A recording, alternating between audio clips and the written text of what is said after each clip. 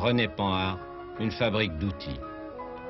De ce mariage entre le bon Émile et l'énergique Louise, naît en 1891 la première voiture française à pétrole, la Panhard et Levasseur, que l'arrière-petit-neveu du constructeur Jean Panhard a retrouvé 50 ans plus tard dans une vieille remise. Je passe en première et je mets en marche avant. La voiture fait un petit bond et je démarre. Vous voyez comme le démarrage est progressif. Très doux. Extrêmement doux. Alors je peux accélérer encore légèrement. Je vois. Vous avez pu la rattraper? Oui. Évidemment, la voiture secoue tellement que... Où est-ce que vous l'avez retrouvée, cette voiture? Eh bien, je l'ai retrouvée. Je vais me passer en seconde. J'ai retrouvé avec mon cousin René Panhard dans le garage de la propriété de mon oncle Hippolyte Panhard, le fils du fondateur de l'usine. Et cette voiture était restée pendant près de 20 ans sans qu'on y touche. Nous avons entrepris de la remettre en état, mon cousin René Panhard et moi. Et elle a redémarré parfaitement bien au bout d'un certain temps. Et la grande vitesse permettait une vitesse de 25 km à l'heure. Et il était recommandé sur le catalogue de ne pas marcher trop souvent à cette vitesse, laquelle était dangereuse pour les passagers, étant donné que... Pour leur santé? Pour leur santé, on a des grandes vitesses atteintes. C'est une voiture de course, celle-ci, presque, non? Non, c'était une voiture qui a fait la course Paris-Bordeaux, mais qui est une voiture livrée à la clientèle. Il y en avait 5 de ce modèle qui ont été faites en 1891 et 92. Et Émile Levasseur, qui était un élève de l'école centrale, camarade de René Panhard, avait piloté cette même voiture, ce même modèle, pendant 48 heures sur Paris-Bordeaux, réalisant la moyenne fantastique pour l'époque de 24 km à l'heure. Ah, la moyenne? La moyenne, 24 km à l'heure sur 48 heures. C'était remarquable parce que précédemment, les cyclistes allaient plus vite que les automobiles. C'était la première fois. Sur Paris-Brest, c'était un cycliste qui avait gagné la course. Qui avait gagné la course. Et pour la première fois, l'automobile a été plus vite que la bicyclette. Elle était beaucoup plus vite que la bicyclette. Et sur une distance considérable. Vous pouvez remarquer le ralenti de la voiture. C'est bien entendu le moteur d'origine. C'est celui avec lequel mon oncle Hippolyte Panhard a fait le parcours Paris-Nice, faisant ainsi la première grande randonnée touristique mondiale. Nous allons comme le vent, écrit Levasseur à son ami Daimler, entre 26 et 28 km à l'heure. L'année suivante, Panhard en vendait 19 exemplaires au prix de 4 300 francs or, une fortune. Un de ses premiers clients, l'abbé Gavois, allait rouler avec la sienne pendant 30 ans. Faites lourd, disait Levasseur, vous ferez solide. Un autre industriel français, Armand Peugeot, entre dans la course la même année. Ne vous fiez pas à ces lorgnons et à cet air bourgeois. Cet homme est un aventurier. Son nom est déjà célèbre dans toute la France, pour ses outils et ses moulins à café, qui ont fait la fortune de la famille depuis plusieurs générations. Après un séjour en Angleterre, Armand Peugeot a décidé de moderniser les usines des fils de Peugeot frères à Valentinet dans le Doubs. Il a commencé par fabriquer des bicyclettes, avec un énorme succès. Et de la bicyclette, il passe, comme tant d'autres, à la voiture sans cheval. Il va voir Levasseur à Paris et lui achète un moteur Daimler, et en 1891, il se lance.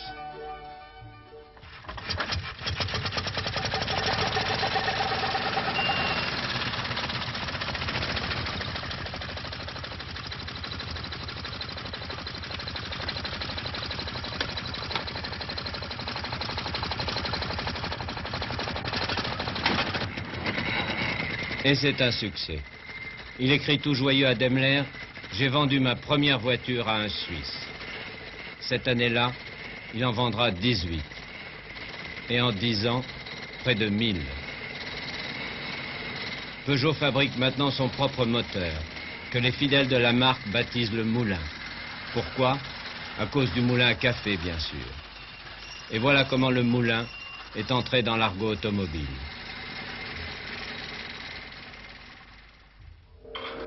À Lyon, dans le quartier de la Croix-Rousse, un jeune fils de Soyeux, lui aussi, est saisi par la fièvre de l'automobile, Marius Berlier. « J'ai raté la bicyclette », se lamente-t-il. « Je ne raterai pas l'automobile. »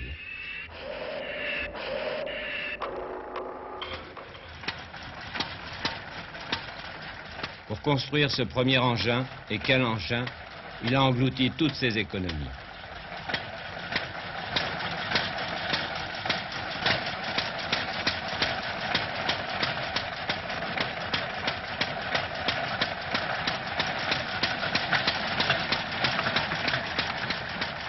Il effectue sa première sortie en 1895 sous les colibés de la foule. Et, désastre, il atterrit dans la vitrine d'un charcutier. Son père furieux déclare alors, « À Paris, Marius trouvera peut-être quelques excentriques pour acheter pareille sottise. Pas à Lyon. » Il se trompe. Beaucoup de Français ont déjà attrapé le virus de la voiture sans cheval, comme en témoigne Jacques Lost, directeur de l'Argus. Être automobiliste, c'était d'abord avoir été un piéton motorisé, un piéton mécanisé, c'est d'abord avoir été cycliste. Parce que la plupart des grands noms de l'automobile au début du siècle étaient des noms d'anciens cyclistes, que ce soit Fernand Charron, que ce soit les frères Farman, que ce soit un autre titre, etc. Mais mon oncle, Henri Lost, mon père, Ernest Lost, etc., qui tous avaient été des cyclistes et qui avaient eu un certain nom sur les vélodromes dans les années 1890-1895. Et tout naturellement, ils sont passés de la bicyclette, du pédalage, aux pédales, à l'autre pédale, la pédale d'accélérateur, de frein et d'embrayage. En effet, c'est d'abord le sport qui va faire connaître la nouvelle invention au grand public. Le 19 juillet 1894, le Petit Journal organise un concours de voitures sans chevaux sur le trajet Paris-Rouen. Pas une vraie course, mais une sorte de parade. Au départ, 21 voitures. Il y a un peu de tout. Un tracteur à vapeur de Dion-Bouton tirant une calèche. Une Benz, 2 Daimler, 4 Panhard, 5 Peugeot. Pour ne pas faire de jaloux, le premier prix ex-aequo est attribué à messieurs Panhard et Levasseur d'Ivry, les fils de Peugeot frères de Valentinet et monsieur Daimler du Wurtemberg. En fait, le grand vainqueur de cette journée historique, c'est l'automobile à pétrole. Pour la première fois, elle bat la bicyclette. Mais en 1895, il s'est bien agi d'une course. C'était la course Paris-Bordeaux-Paris. Pour la première fois, on lançait les voitures qui n'avaient pas de pneumatique et qui roulaient soit sur des roues cerclées de fer, soit sur caoutchouc plein. C'est vous dire que sur les mauvaises routes qu'il y avait à l'époque, parce que le réseau n'était pas très bon, il était poussiéreux, la route était blanche, rouler à des allures de 25 à 30 km à l'heure, ça secouait terriblement la mécanique.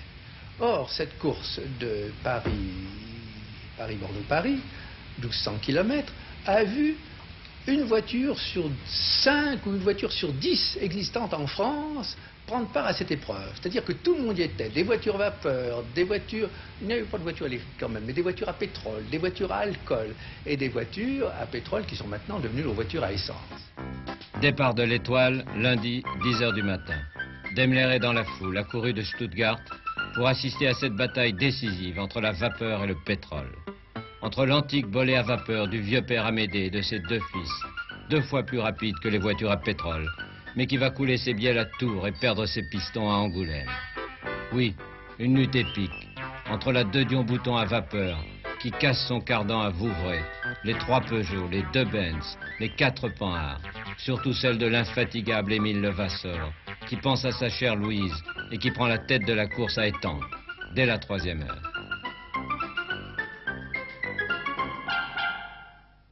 Mercredi, porte-maillot, c'est du délire quand la Panhard numéro 5 d'Émile Levasseur franchit le premier la ligne d'arrivée. À midi, 57 minutes 30 secondes. Dans la foule, la chère Louise pleure de joie. Elle peut être fière de son Émile. Le pétrole a battu la vapeur.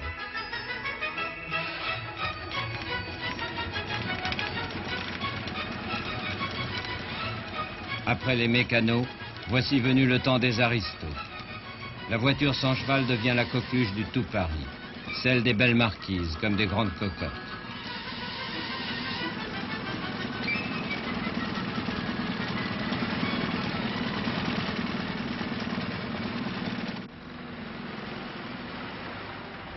C'est l'époque où Gigi, la Gigi de Colette, monte en automobile pour aller se promener au bois, prendre le thé à la cascade ou dîner chez Maxime.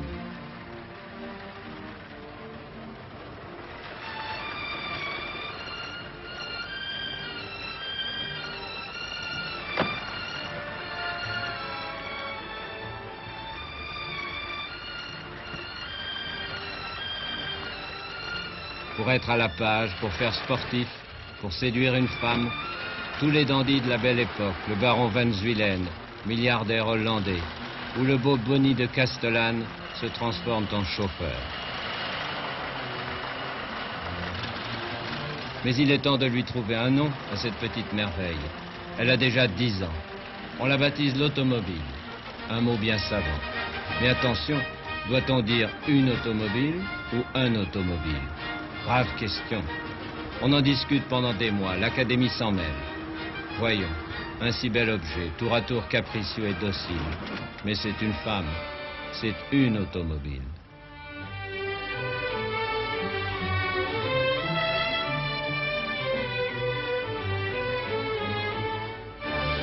En 1898, la duchesse d'Uzès, qui est toujours dans le vent, fait sensation en passant son permis de conduire. Une femme au volant, rien de plus élégant. Mais les hommes, les journaux se gaussent. Prenez un ours, mettez-lui des lunettes, un faux nez et une casquette de garçon de magasin, et vous aurez un chauffeur dernier chic.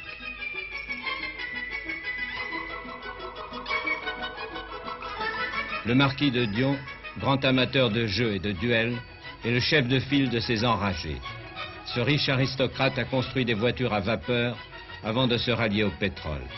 Associé à l'ingénieur Bouton, on les appelle le grand de Dion et le petit Bouton, l'aristo et le mécano.